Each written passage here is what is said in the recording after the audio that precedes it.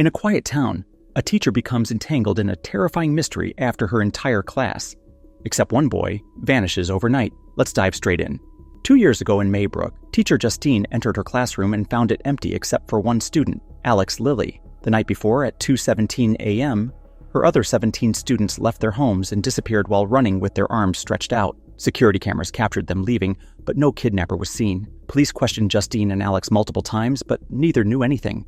The school closed for a month while police searched the area without success. When the school was set to reopen, the town gathered for a meeting held by Principal Marcus. Many parents blamed Justine for the disappearances, claiming she caused the children to leave. Marcus tried to defend her, but the crowd turned on him as well. A detective escorted Justine out for her safety. After the meeting, Justine bought alcohol. She received a threatening phone call from an unknown number. At home, she heard knocking at her door but saw no one outside. She later found graffiti painted on her car. She reported the vandalism and the threatening calls to police. Marcus placed her on leave and moved Alex to another class. He told her not to contact him and cited previous incidents where she had crossed professional boundaries. Justine tried to check on Alex anyway. She went to his house, but nobody answered. All the windows were covered with newspapers. Looking through a small gap, she saw Alex's parents sitting very still on the couch. She called Marcus to tell him, but he accused her of stalking Alex. Meanwhile, Archer, a father of one of the missing children, was depressed and often reviewed security footage. He had vandalized her car at the school meeting. At the grocery store, Justine was confronted by Paul's wife, Donna, who accused her of sleeping with Paul. Donna poured alcohol on her before being removed by the clerk. That night, Justine dreamed of being back in class. All the children had their faces on their desks. Alex looked up wearing clown makeup. She woke up and briefly saw a red-haired woman on her ceiling. The next day, Justine waited for Alex after school. He said he was fine and walked off. When she tried to follow, he yelled at her and ran home. She knocked on the door, but nobody answered. She then waited in her car outside the house and fell asleep. In the evening, someone came out of the house and cut a lock of her hair. Archer continued to review footage from various homes. He drew lines on a map from each home in the direction the missing children had run. He believed the lines pointed to a specific location in the woods. At a gas station, Archer saw Justine. At that moment, Marcus appeared running with blood on his face and arms outstretched like the children. He tackled Justine and tried to choke her. Archer intervened, but was knocked down. Earlier, Paul, a police officer and Justine's ex-boyfriend, had encountered James, a local junkie. He caught James trying to break into a house. During the arrest, Paul pricked his finger on a used needle in James's pocket. Angry, he punched James. Realizing his dashcam had recorded everything, Paul released James and told him to leave town. That night, Paul met Justine at a bar. They spent the night together. James lived in a tent in the woods and often stole from unlocked cars. He noticed the Lilly house had covered windows and uncollected mail, so he assumed it was empty. He climbed in through a window. Inside, he found Alex's parents sitting still on the couch with scars on their faces. Upstairs, there were noises he ignored. James began stealing items. In the basement, he found all the missing children standing still. They turned toward him at the same time. Frightened, he ran upstairs, moved furniture to block the door, and fled as Alex's parents stood up and came after him. James later tried to sell the stolen goods at a pawn shop. While there, he saw a poster offering a reward for information about the missing children. After selling the stolen goods and using the cash to buy more drugs, James phoned the police to tell them where the missing children were. The officer who answered was skeptical and asked him to come to the station to talk. When James was about to go inside, Paul saw him, shouted, and tried to catch him. James ran into the forest to hide. There he saw the red-haired woman waving at him. Frightened, he rushed back to his tent. Moments later, a shadow appeared outside. James attacked it with his needles, but it turned out to be Paul. Paul dragged him out at gunpoint. James saved himself by shouting that he knew where the children were. Paul forced him to give directions and drove to the Lilly house. James stayed in the car and watched Paul ring the bell. Someone opened the door and let Paul in. Hours passed until nightfall when Paul came out of the house moving as if in a trance. He dragged James out of the car, growling like an animal. James yelled for help, but nobody heard before Paul pulled him inside. Earlier, Marcus had been in the supermarket when Justine phoned to tell him what she had seen at Alex's house. Marcus promised to talk to Alex's parents. On the day of the meeting, instead of the parents, a red-haired woman named Gladys arrived. She said she was Alex's aunt and that his parents were sick and could not leave the house. Marcus explained there had been a welfare complaint about Alex and that by law, he had to speak to the child's legal guardians or notify authorities. The next day, Gladys came to Marcus's home. She asked for water but insisted it be served in a bowl. She questioned Marcus about whether he had contacted the authorities.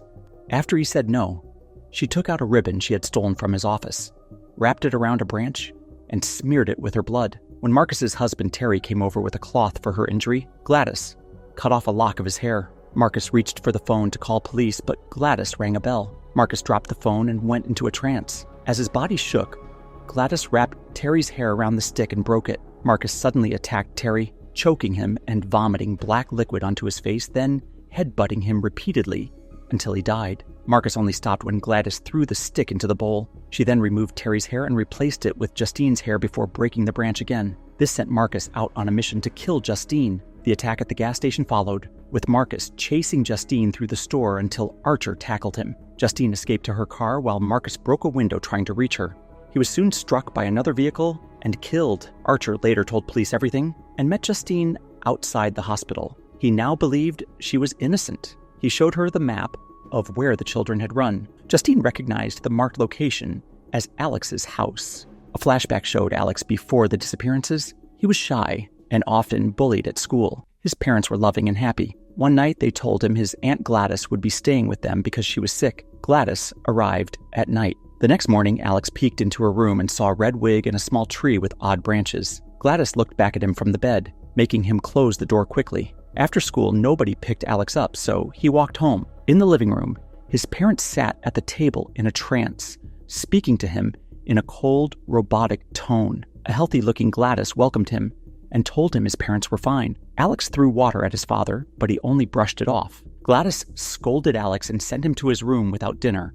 The next morning, Alex found everyone at the table again. His parents had red eyes and did not move. Gladys told him not to tell anyone at school she was there or that his parents were resting. As a threat, she broke a branch over a bowl of water and made the parents grab forks and stab themselves in the face. They only stopped when she threw the branch into the bowl. She warned Alex she could do worse if he disobeyed. The following days, Alex saw that Gladys had piled all the furniture into his parents' room and now sat on the floor performing rituals. Alex had to heat soup and feed his parents. Each day he went to school, bought groceries, and fed them again. One night, Gladys called Alex into her room. She was weak and vomiting into a pot. She told him she was very sick, that his parents had been making her better, but it no longer worked, and that she needed an object from each of his classmates. The next morning during gym class, Alex sneaked into the classroom and took the students' name tags from their bins. At home, he left the name tags at Gladys's door. That night, he woke up to noises and saw Gladys breaking the tags into a bowl,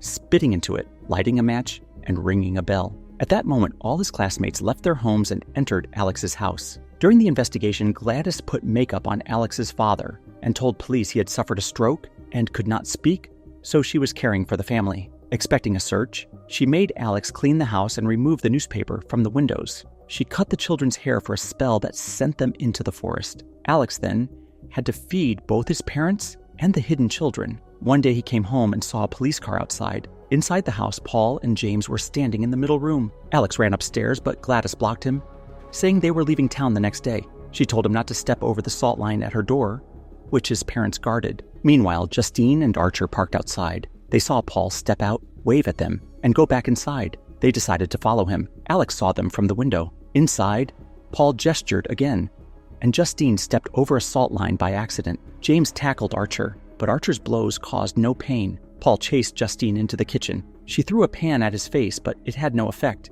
He jumped over the table and choked her. She cut his face with a peeler, but he kept choking her. Upstairs, Alex ignored the screams and crossed the salt line, which unfroze his parents. They ran after him. He locked himself in his room, but they punched through the door. He escaped into the bathroom and then into the corridor, finally hiding in Gladys's bedroom. Hearing his parents break in again, he grabbed a branch from the tree and went into the private bathroom. He smeared his own blood on the branch.